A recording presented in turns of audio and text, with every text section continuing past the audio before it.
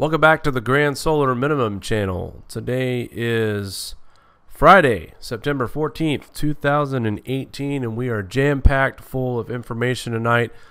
I've got an update on all of our tropical storms and hurricanes, also a update on Super Typhoon, plus an article to share with everybody about Mr. Gore, who once again is babbling on and on. But anyway, let's get to our space weather first. Take a look at our current solar conditions. Our solar wind speed sitting at a 432.4 kilometers per second with a very light dense, in fact, almost non-existent of a 0.4. Take a look at the sun. It is blank once again. That sunspot was short-lived. That now makes 143 days in 2018 without sunspots. Take a look at our KP indices. We almost hit storm levels but stayed at a 4, and right now our KP indices is sitting at a 3. And looking at the SDO, we do have a coronal hole that is now Earth-facing and should expect the wind stream for this one. I believe this one's on the 17th or 18th, I'm sorry. So right now, looking at the dying sunspot that actually died out today, and if we take a look into the farther eastern limb, there might be some activity. However, this is what I was locating the other night. That is not turning into a sunspot, so we'll keep our eyes. The sun is quiet right now. The only thing to worry about is the coronal hole that might give us a slight disturbance in our solar wind speeds. Taking a look at our TSI reading for September 6, 2018, it's down a little bit to 1360.692.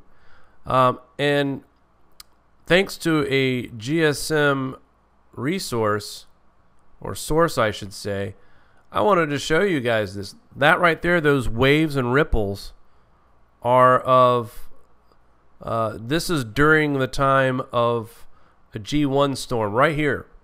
Look what it does to Helene.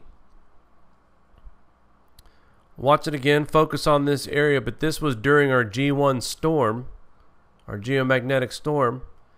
And you know, the funny thing about this, this is kind of more proof to folks out there who do not think that the sun has anything to do with our climate. You're mistaking. And here is a great example, and thanks to the GSM source that I have that pointed this out to me, just absolutely outstanding, connecting the dots. It's almost like it knocks this storm out for a brief second. And then once everything stabilizes once again, it picks up intensity and starts to strengthen once again. But a great catch, and I just wanted to show you guys real quick what the G1, if it had any effect whatsoever on any of the storms in the Atlantic Ocean. There you have it right there. All right, let's continue on. Like I said, we have a lot to go over, and first of all, thank you, Mari, for the great update that you provided earlier. I felt like that it was important that we get out and at least kind of give a quick update on the storm and what's happened and what's happened since. And I just wanted to give a quick shout out to Mario for knocking it out of the park as always. All right, Super Typhoon Mangkhut makes landfall. Super Typhoon Mangkhut, known in the Philippines as Ompong, made landfall in Baguio, Cagayan, 1740 UTC time. The system had maximum sustained winds near 167 miles an hour, making it a Category 5. Though this is not a super typhoon classification, it remains a powerful tropical cyclone with a huge diameter, 560 miles. One of the strongest typhoons to hit the Philippines since records began. Its next landfall is expected south Hong Kong around 12 UTC on September 16th, and that will be a Category 4. So a huge storm heading to very heavily populated area in China. It's covering the entire northern and central parts of the main islands of Luzon, and combined with seasonal monsoon rains, it could bring heavy intense rains that could set off landslides and flash floods. Tropical warning signal number 4 is in effect for parts of Luzon, Visayas, and the Mindanao. The National Disaster Risk Reduction and Management Council estimated that at least 5.2 million people are in the path of the typhoon. And that's no joke right there. Thousands of people have been evacuated, thousands more in other areas. More than 4,800 passengers have been stranded in various ports. Domestic and international flights have also been canceled. Classes suspended. The southwest monsoon Habagat, enhanced by the typhoon, will bring gusty winds with occasional moderate to heavy rain over the Visayas, while scattered to light moderate rain or heavy at time rains over Palan, Zamboanga Peninsula, and northern Mindanao. Residents in these areas, especially those living near river channels and low-lying areas and mountainous areas, are advised to take appropriate actions against possible flooding and landslides. Coordinate with local disaster risk reduction management and offices and continue to monitor for updates. Possible storm surge. Listen to this. Possible storm surge in prone areas up to 20 feet in Cagayan and Locos Norte, up to 10 feet in Isabela, and up to 6.5 feet in Ilocos Sur and La Union and Pangasinan. Fishermen and those with small seacrafts are advised not to venture out over the seaboards over the air. Well, I hope that's obvious. My goodness. This very destructive storm is capable of causing extensive damage to coconut plantations. Many large trees may be uprooted. Rice and corn plantations may suffer severe losses. Most residential and institutional buildings of mixed construction may be severely damaged. Electrical power distribution and communication services may be severely disrupted. And the overall damage affected the communities can be very heavy. This is a very strong storm. We will keep you updated on its next landfall, which will be just south of Hong Kong, China. We'll leave the link in the description so you guys can take a look at this article and read the stats for yourself. And this happened a couple days ago. 7 people were injured. This is a landslide. Basically, this beach is also known as Shipwreck Beach. It is only accessible by the sea and is a popular tourist attraction. According to witnesses, a large rock fell from a cliff into the sea, creating a large wave which capsized several small boats. 7 people were injured, adding one woman that suffered back injuries and was transferred to a hospital. Let's take a look at this video, guys. Look at this. Goodness. So this is the wave that was created and capsized several small boats.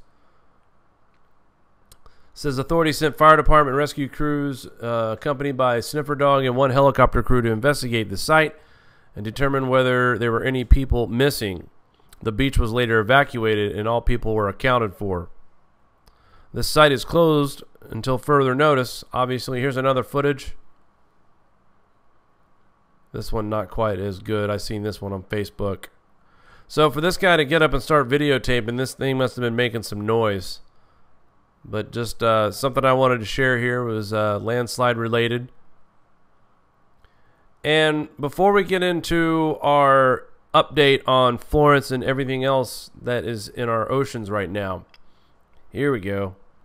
Our favorite, Mr. Gore. He was fact-checked for fraudulent claim about hurricane landfalls. Go figure. This story was posted at 3:30 today. Former Vice President Al Gore claimed that the world was, for the first time in history, witnessing hurricanes in the Pacific and the Atlantic Oceans make landfall simultaneously. This is the first time in history that 2 major storms are making landfall from the Atlantic and the Pacific simultaneously, and each recalls some of their predecessors, Gore said Friday at the Global Climate Action Summit in San Francisco, Jerry Brown's home. That's false. Cato Institute atmospheric scientist Ryan Mao was quick to call out Gore for making false claim. Gore was referring to Hurricane Florence and the super typhoon, which we just went over. Here is his tweet. Today we have Gore. We have to wake up. This is literal madness, is what Gore says. We're using the sky as an open sewer. Ugh. I just got a migraine. We're using the sky as an open sewer. So we're painting the picture that it's your fault. Everybody out there listening right now, it's your fault. You're doing this. What is what Al's saying? Al's saying you're basically mucking up the sky with your pollutants and your emissions, which I'm not saying we're not responsible for polluting the air, but it's literal madness. He says we have to wake up.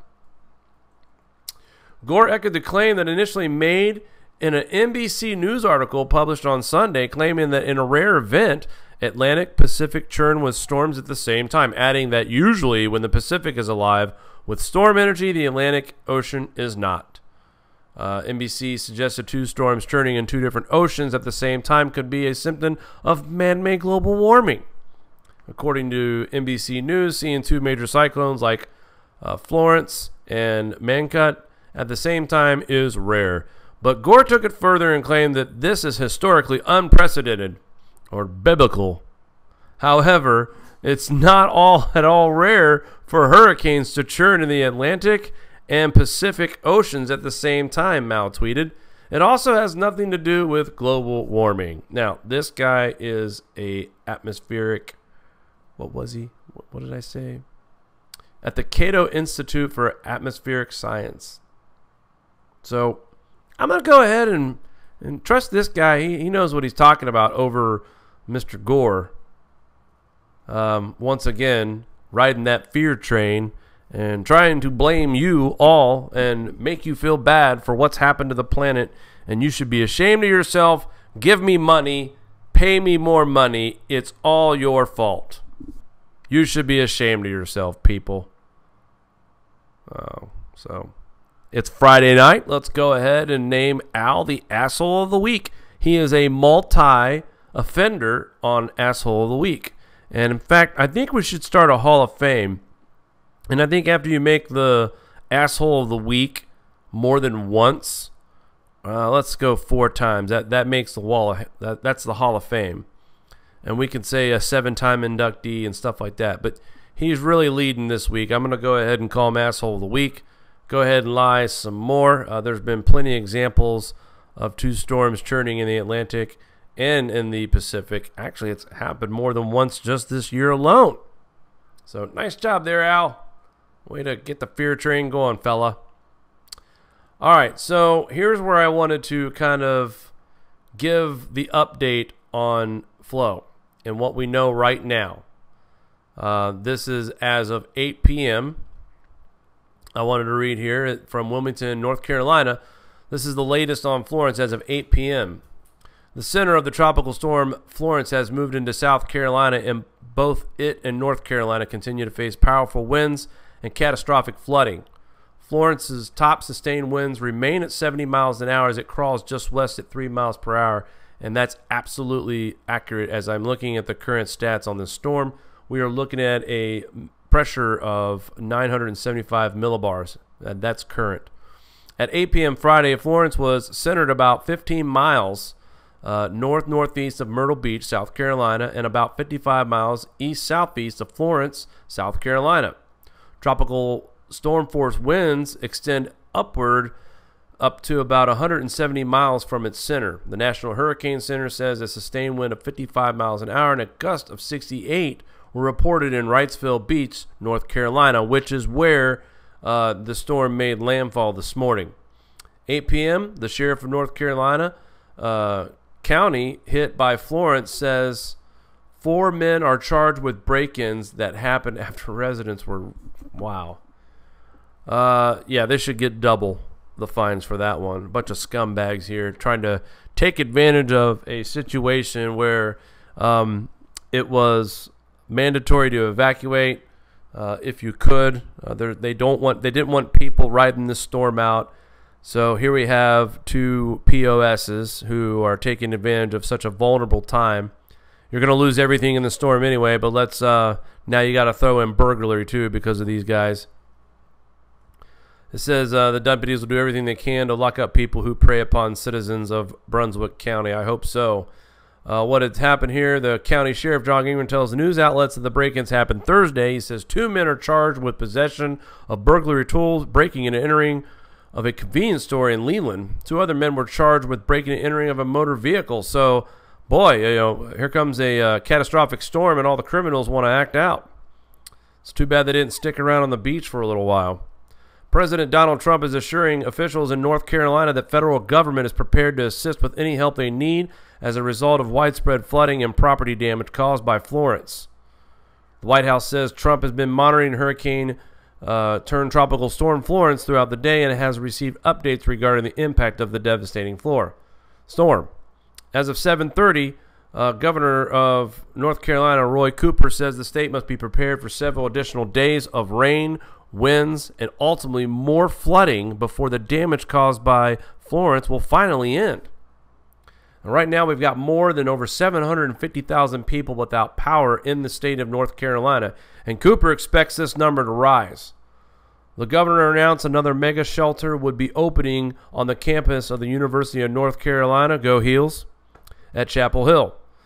That's in addition to a large shelter already open in Joel Coliseum in Winston-Salem. More than 19,000 people were in over 150 shelters before dawn on Friday.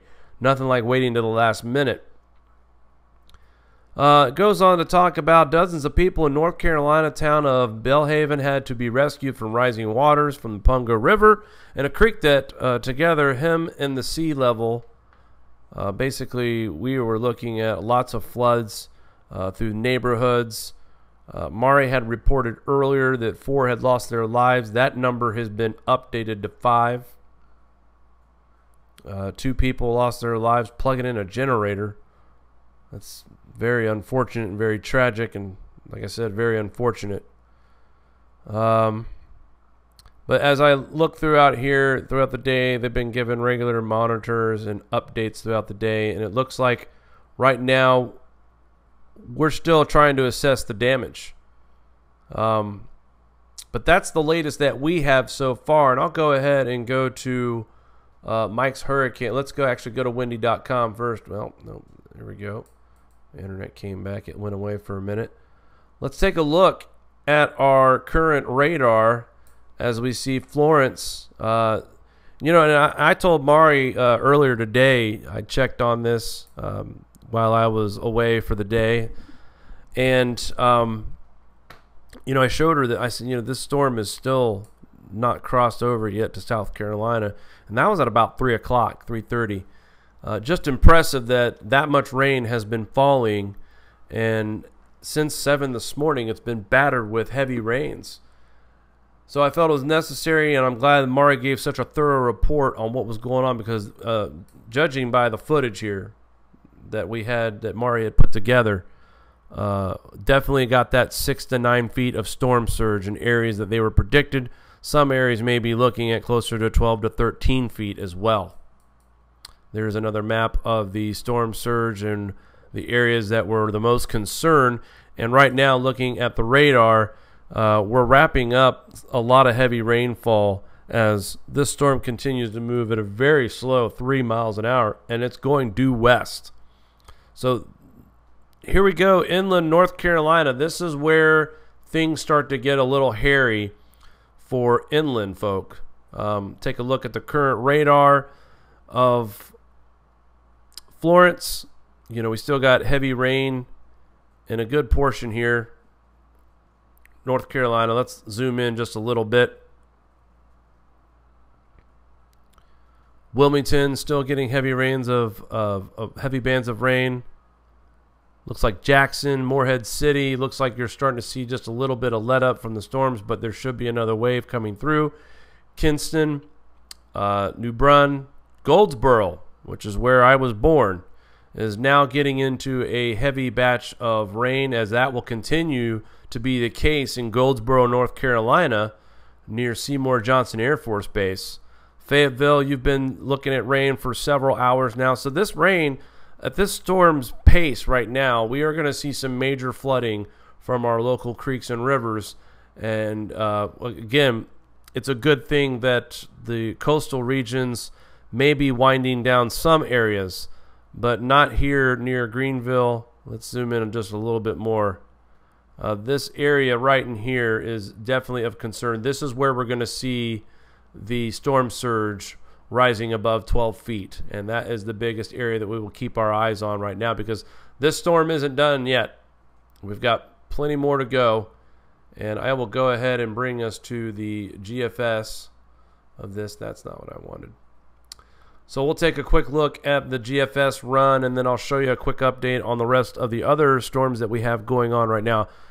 This GFS model has Florence mainly in North Carolina and the very northern parts of South Carolina by Sunday. And as we move out through the day, expect that rain to get heavier throughout western parts of North Carolina into eastern Tennessee, eastern Kentucky will start picking up, West Virginia. And then the storm kind of dies out as it gets to the Ohio Valley. And once it gets fully, it looks like we're going to see Cleveland's going to get more rain by Monday, western Pennsylvania into western New York. And then this thing kind of gets picked up by a cold front and intensifies once again across the state of New York from western New York, Syracuse, all the way over to Albany possibly, and then upstate Adirondacks area. By Wednesday, this storm is moving out to the Atlantic Ocean once again. And the future for the GFS has got a lot of rain coming through the northeast Ohio, just like we saw earlier in the year and in the wintertime when we kept having storm wave after wave, cold front after cold front, as it is definitely trying to get a little bit chillier as we go later into September, and typical fall weather for the United States. Now we take a look at our storms. There's Helene. They are expecting this now. They are concerned with, of course, heavy rain and a wind event. And this storm is definitely due to make some type of a landfall in the western UK and possibly curling back up and touching the coast of Iceland as well. And, of course, the big story here, here's the cone for Tropical Storm Florence. And as you see, this storm is moving slow right now. We're talking about 3 miles an hour due west. But it becomes a depression by 2 o'clock in the morning on Sunday as it treks through South Carolina and ports of eastern North Carolina. And by the time it gets up to Kentucky, into the Ohio Valley, it will then weaken to a depression. But it will stay as a tropical depression through Tuesday and Wednesday as it moves off of the East Coast through the Northeast. Again, taking a look at all the spaghetti models, a lot of them look to be pretty close together. It's definitely looking like Ohio and Pennsylvania and parts of New York are definitely going to get some moisture. And really the Northeast is going to get some rain from this storm system. But central Pennsylvania, let's just hope that that doesn't develop like the radar is showing right now. Here's a look at Isaac. It doesn't look like much right now. It's got low wind speeds. It's still only a tropical storm. There is Invest 95L, I believe. Is that what it's called? Whoops, I just lost my place. I might have closed out of it accidentally. This is the storm that we have in the Gulf. Here's the track on that, and it's not very clear right at this point, but it does look like it's going to stay in the southern part of Texas and then move out to Mexico and possibly make another landfall in, well, not landfall, but enter back into the United States in New Mexico and go through Oklahoma before it finally dies out. But that's a long way away. It's still a chance of development. It's not a 100% guarantee at this point. Also, taking a look at Isaac. And we are noticing now as the storm creeps past Jamaica, it looks like the cone is starting to go just a little bit slight north. So we'll still have to keep an eye on this storm, but it's nothing major right now. And here is the latest radar on this. And this storm really has fallen apart so much and then regenerated. So still kind of unorganized right now, but it is worth keeping an eye on as the storm points towards the Gulf at this point. There's another look at Florence, and I think that's what I wanted to show you guys. Now, one more thing, as we look at our hurricanes in the Atlantic at this time, and I thought this was interesting. We were very active, had a few hurricanes. Right now, there are 0 hurricanes in the Atlantic or the Gulf. We have a few tropical storms, and that's it. And that's good news. That's the good news. Still some uncertainty on Isaac. That's still kind of good news because it's still weak and it's only a tropical storm. Florence has made landfall, and we are praying for the best that this storm picks up speed and gets out of here. And we'll have to keep an eye on the Gulf, taking a look at southern Texas. Right now, it's a small chance of development. I mean, it's really nothing. It's kind of funny that they're bringing this up. But the only thing that we can really guarantee with this system is right now there's the heavy rains and gusty winds that are coming out of this little disturbance in the Gulf. But that's it. Hopefully, like I said, once Florence clears out of here, we're going to see the chamber get cleared out. And Florence is due to make an exit up here and supposedly help drag Joyce out as well. I wanted to also point out one more thing before I end this broadcast. What was it? Oh, I think that's it. I think I covered it all. This was kind of quicker than I thought, so I apologize. Mari, I guess I'm going to go ahead and check in with you, and I just want to show this one more time because I can't believe, you know, this is just the ultimate proof that when someone says the sun has nothing to do with it, I'll take a look at this. And Mari, we need to get that in the description as well. But again, this was during the G1.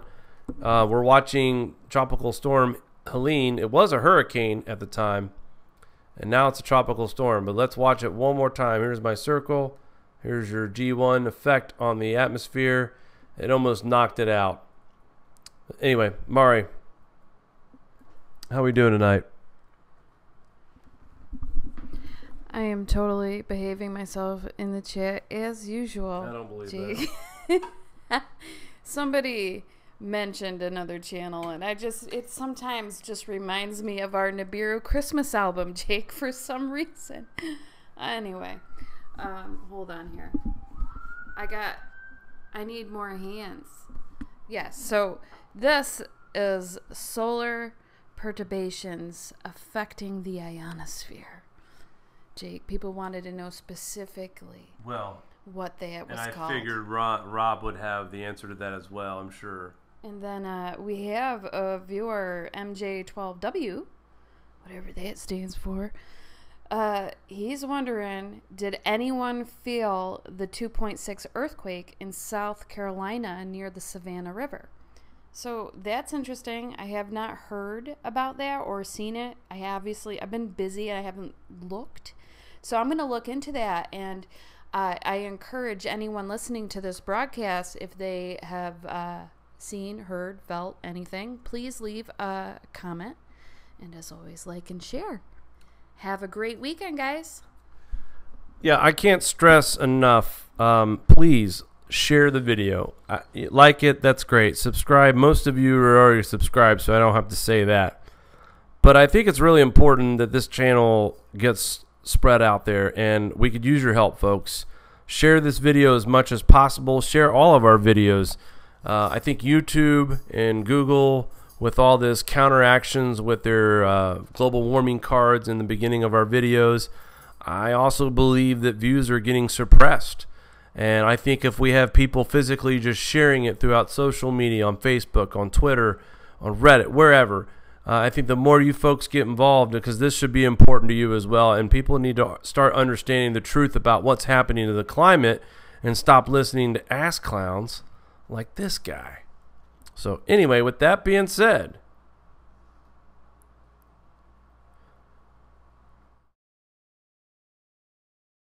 thank you guys once again for tuning in to the Grand Solar Minimum channel.